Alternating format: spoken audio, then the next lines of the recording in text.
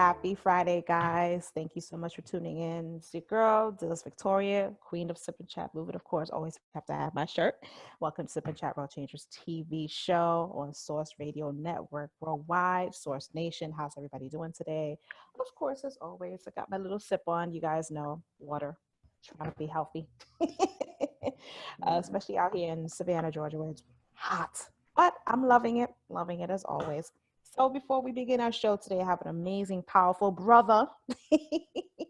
He is an amazing human being. But before I get into the interview with Doron Spleen of Morrison Mentors, I have to thank the sponsors. There's no way we can do a show without the sponsors. So our sponsors are as follows: Zulina Health, Wellness, and Fitness, Paper to Film Productions, Meet My Types Matchmaking, Revolution Mills Renovations, and New Covenant of Praise Worship Center. So thank you so much to our sponsors. Because of them, we can do our show. So Source Nation, you are in for a treat. Doron is absolutely amazing. I met him back in December when I was living in New York, and we have just been kindred spirits. He's like a brother from another mother to me, amazing human being. Always wanted to get him on the show. Finally got him. Yay! Excited. So I'd like to introduce to everyone in Source Nation, Source Radio Network, Mr. Doron Spleen of Morrison Mentors. Hello, everyone. It's a pleasure to finally make the show. I know we've been busy. I know you're always busy, but for me, Yes. The last couple of months have been dragging me left and right. So it's finally, as I told you, I have my lunch that's over there on the table, and I'm just like, you know what, let that stay. Let's get this. Yes. Let's finally make this happen. And he's over here teasing me with oxtail. He knows I like oxtail and rice and peas. Lord have mercy. Sorry. But it's all good. So, important question. In New York. I know. Important question. What are you sipping on today? So today I'm sipping on some Adam and Eve apple juice. Oh. That's only because, the Jamaican spot didn't have any water. So I had to keep it healthy. Dang it. With apple juice. So, okay, well, I'm sipping on some alkaline water, purified water, plus electrolytes for taste. Like I said, trying to. What's that pH balance? The pH balance is pretty much making sure that you are. No. It should be on the back. You should have a pH level on the back. If it's real water, they'll actually tell you what the pH level is. Oh, if yeah. it's fake water, they don't. 9.5. Yeah. See? Yeah, man. When you're doing the right thing, you don't have to hide. See? Always about honesty. So, Mr. Doron, tell everyone who you are, what you do, and what makes you absolutely amazing, what makes you a world changer. Well, I'll tell you what I do. I don't know about the amazing part. My name is Doron Spleen. I'm executive director of Morrison Mentors, and pretty much what we are mobile tech mentors. So we travel throughout the U.S., throughout our local community, teaching kids K through 12, as well as instructors, about computers. So we'll do workshops on drones, Python, Java, whatever the client is looking for. If they have a group of kids that, hey, we want to, begin to implement STEM classes, or we want to introduce them to coding or programming, they'll call us and we'll travel and, put on these workshops and classes or series to these kids. So that's what we do. Additionally, we train these high schools. So we meet with the high school students let me take a step back. In doing these workshops and classes, if there's a kid who's in the class that we notice he has a skill or he's just interested in learning more, we then bring him to our training site. We introduce that technology. We see what fits in he or she, what fits their interest. And then we bring in a mentor, a college student, maybe a career professional, to show them, the practical usage of that technology. Once we, get them trained and they've seen the curriculum that we deliver, we then give them an opportunity to earn a stipend as a high school intern. So they'll travel with us, whether that's Houston, whether that's Memphis, whether that's somewhere locally on the island, New York City, wherever they'll travel with us and put on this workshop. So they'll now be our assistants in these workshops until, of course, they grow to eventually be the instructor. That's awesome. A little bit about what we do. Shoot, I wish I did something like that when I was younger growing up, darn it. Well, that's kind of how it came about, right? Sitting down and it's just like, I remember when I was young, this stuff never existed. And now that we have technology, right, anything is possible. All True. you need is just a little bit of time. Yep, So, it's the truth. Because I mean, I have two nephews. One is 11 and 12, going on 12 and 13, and they're so busy with technology. Like, I don't right. even get a hi, auntie anymore. Like, this is them. Mm, When I call them, hi, mm, Shane. Hi, auntie. I can't talk mm. to you right now. I'm playing my game. I don't want to lose my points. And I'm just like, Right, okay, I'm gonna remember that when you turn 13 and I have to buy right, you a birthday gift. I'm gonna remember that. I right, don't want to lose money. right, right. So And especially with our kids, for those who are they're very good at using the technology. So, our focus is teaching them how to create the technology. It's cool that you use it, but now that you use it and use it so well, why don't you start creating it now? So, we encourage them to now create the next, Fortnite, the next this, the next that, right. the next, drone. So, we push them and we provide the resources for them to explore that kind of thing. So what led you to this purpose, and what was it that when it gave you the oomph and the know-how to just create this beautiful thing that you got going on here? So I guess it started. I'll try to summarize it, right? Because it's a lot of little pieces or things that led me in the direction. It was almost like bumper cars. You start Yeah. here and you come and get there, and on the way you're getting bounced. Sometimes you're going the long route, and fortunately somebody will knock you on the shorter route. And the short route could be. So I guess it started in high school, right? When I was in high school, I went to Hempstead High School, which is a high school in Long Island. Not one of the best high schools, probably one of the worst in Long Island. I'm not proud to say that, but it is what it is. And I always wondered why haven't the successful people from Hempstead ever given back to Hempstead? Because we have a lot of athletes.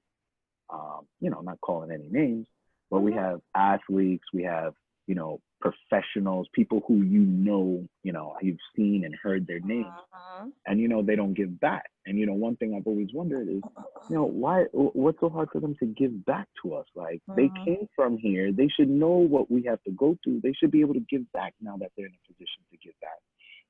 So one thing I always said is I would always give back.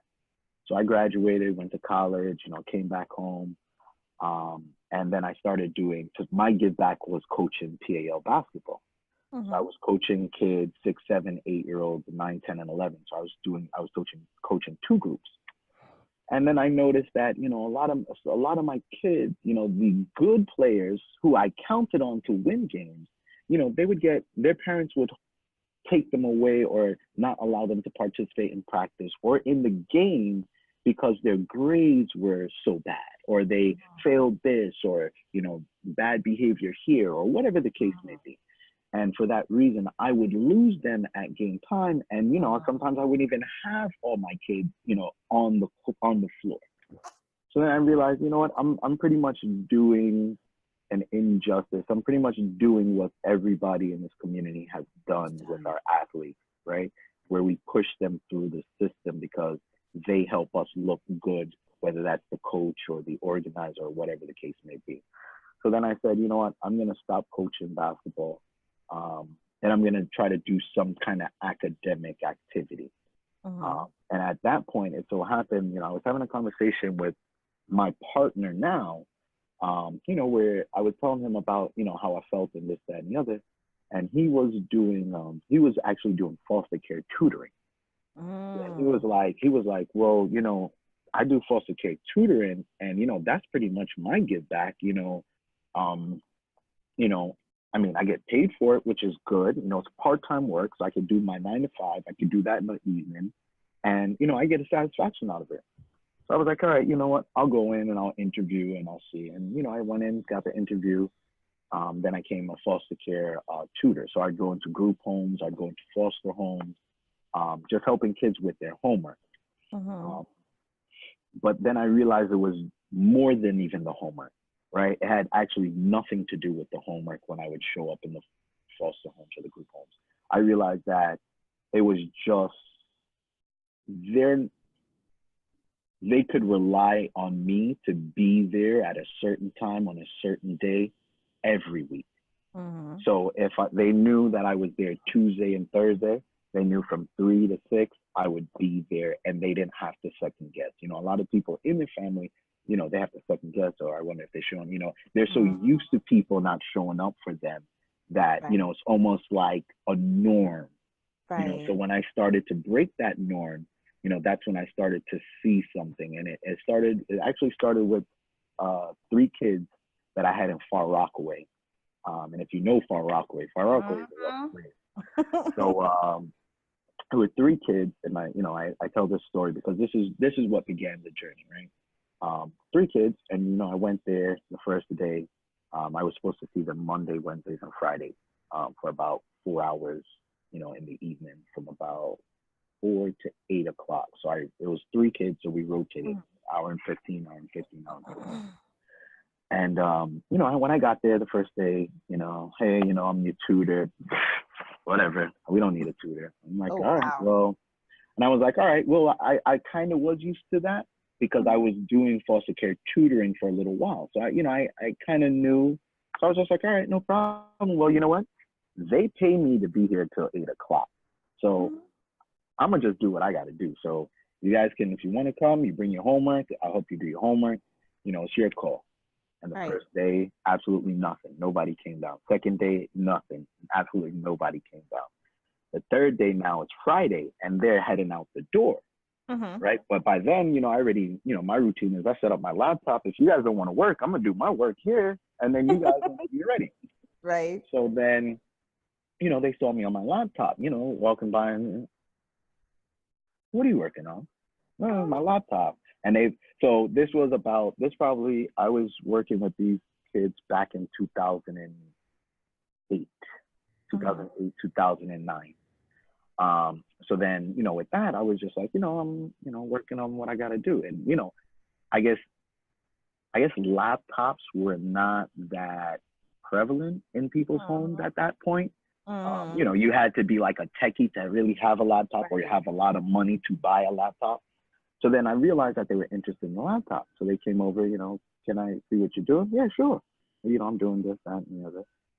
Can I try it? No, you can't try this. Why not? You didn't do your homework. And then they were just like, what? So if I do my homework, then I can get on it? I said, yeah, but you got to finish your homework first. When you finish your homework, then yeah, I'll think about making you use it.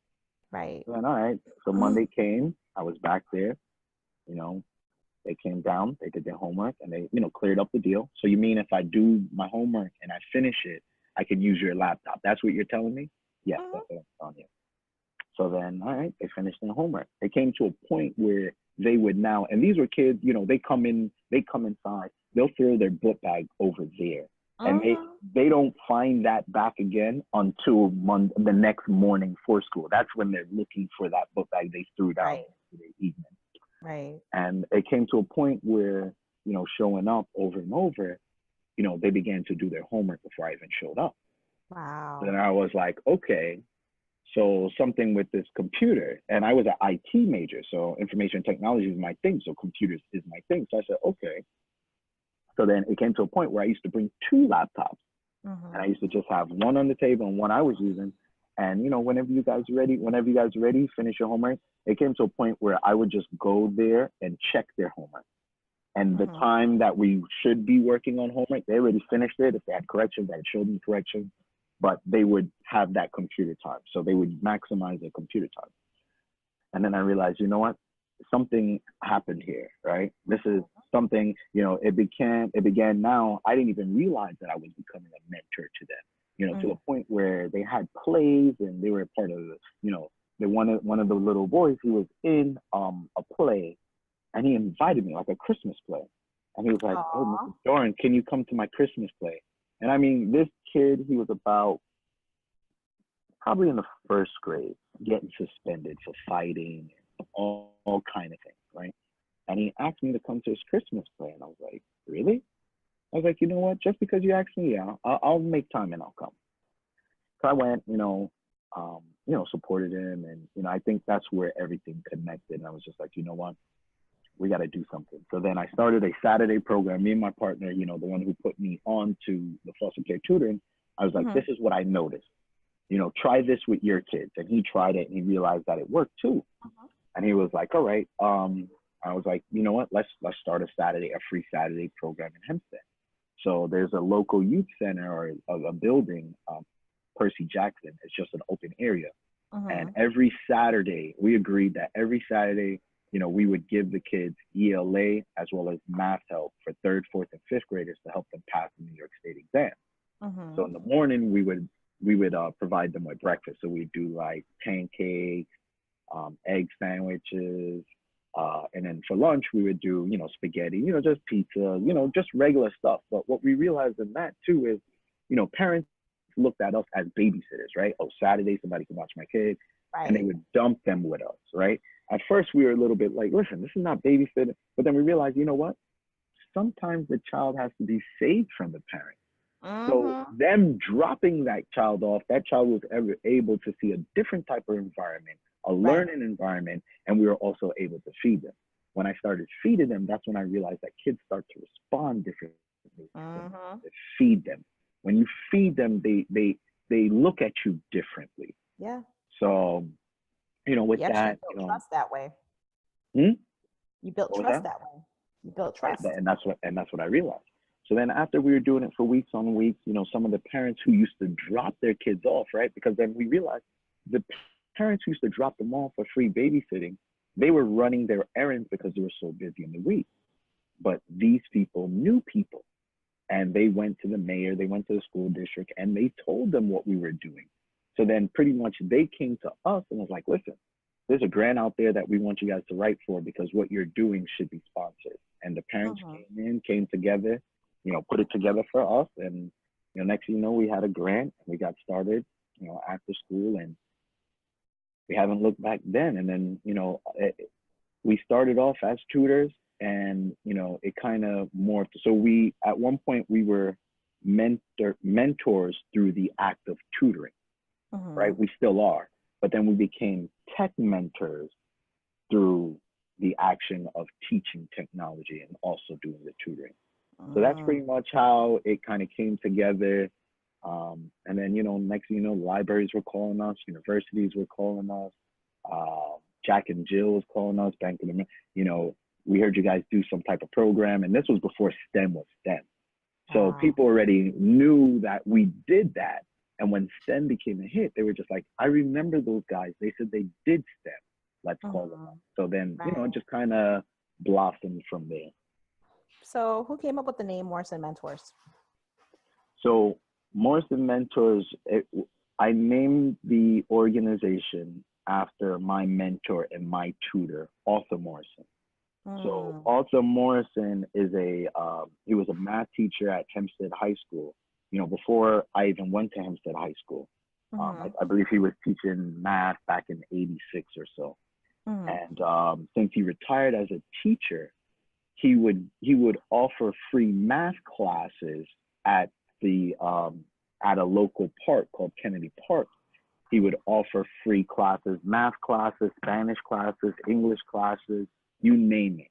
He would sit there and help kids. So it would be Arthur Morrison and about 20 other kids sitting down doing homework, right? And it wasn't so much, yes, we all wanted a piece of his time because he was very charismatic. He is very charismatic. And, so what we found is we began helping each other because he was so busy helping the others. So then we began working together. So then that's when the peer-to-peer thing began to, that's where I guess I first saw it, but I didn't realize what it was because I'm helping you with math, you're helping me with Spanish, and we're helping each other. And if we don't get it, then we go to Arthur. So Arthur, pretty much, he gives free, I call my cousins from Brooklyn. I remember when they were in high school and they needed a tutor, I was like, yeah, come on down. I mean, he's not going to charge you anything. Right. And, he helped them pass, the classes. So, pretty much the original name was Arthur Morrison Mentors.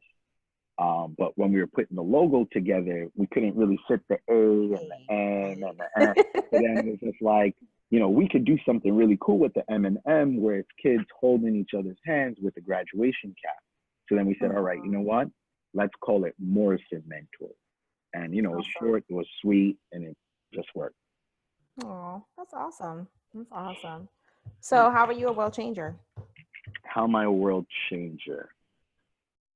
I think the way that I will become or be a world changer, even more so, right? Because I believe I am. I don't think I said that in the beginning, but whatever. Is our peer-to-peer. We have a peer-to-peer model where I have high school students, I train the high school students, and then I deploy them to elementary schools to do these workshops. So, what better way, what do they say? What better way to show that you learned something than to reteach it? Right. So I teach it to them, and then I watch them reteach it. And then that's what training is about. If it's delivered, I don't cut them off or anything, but I assist them with their class. So I'm their assistant now.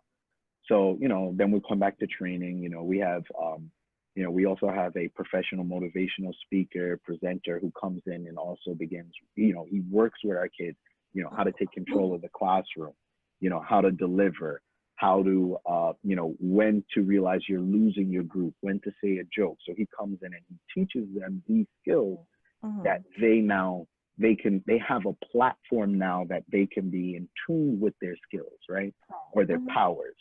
Because, I think I know I'm powerful, but I didn't realize I had this much power until a few years ago. So creating this platform where they can now realize how powerful they are, was the goal. So, I hope I answered the question. Yes, you did. You sure did. He's like, so, all right.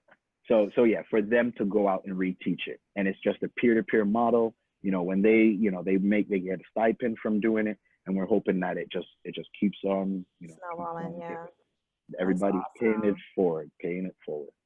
Yeah. So what would you say to other just people who are watching where it comes to being a mentor or, like the peer-to-peer?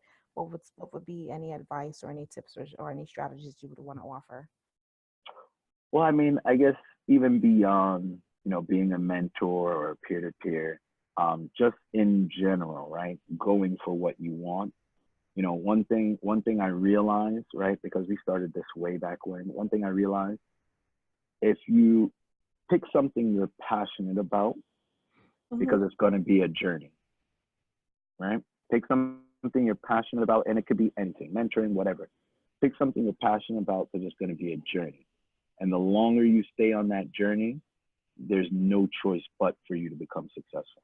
So if you stick with it and don't pull away from it, you keep going at it, you will be successful. The universe then turns towards you. And that's just powers that I'm realizing myself at my age now.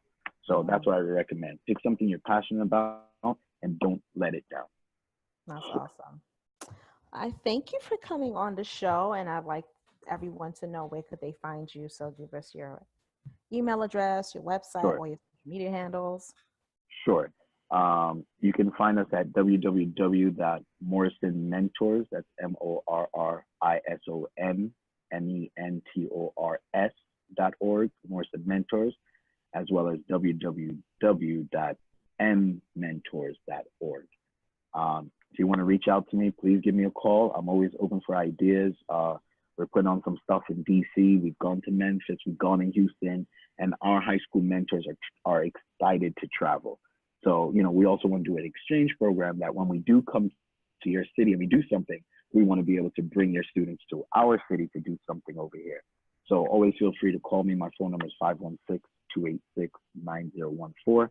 You can also email me at D as in David, Spleen like the organ is my last name. That's S as in Sam, P as in Peter, L as in Larry, N as in Nancy, at mmentors.org. So that's dspleen@mmentors.org. Cool. So reach out. I'm excited to hear from you. Good. I'm excited for these partnerships. Aw. Well, it's good having you and learned a lot about you, Mr. Doron. It's good. Well, Thank you for having me. Of course. And Source Nation, hope you guys paid attention make sure you get in contact with Doron Morrison Mentors, amazing organization out in Hempstead, Long Island, New York City. And we will be definitely sharing all your information out with the show when we air it soon. Definitely. And make sure that everyone tune in. So again, thank you so much for tuning in. I appreciate it. Thank you so much for coming on the show. And once again, we have to announce our sponsors. So it's Zulina Health, Definitely. Wellness, and Fitness, Paper to Film Productions, Meet My Types Matchmaking, Revolution Mills, Renovations, and New Covenant of Praise Worship Center. So thank you once again for our sponsors. Thank you once again for coming on the show. I highly, highly appreciate it. Not a Sip and problem. Chat World Changers TV. Dhylles Victoria here, Queen of Sip and Chat Movement. He got his apple juice. I got my water. And till next Friday, guys. Happy Friday once again. Hope you have an amazing, amazing weekend. And we'll see you again. Talk to you soon.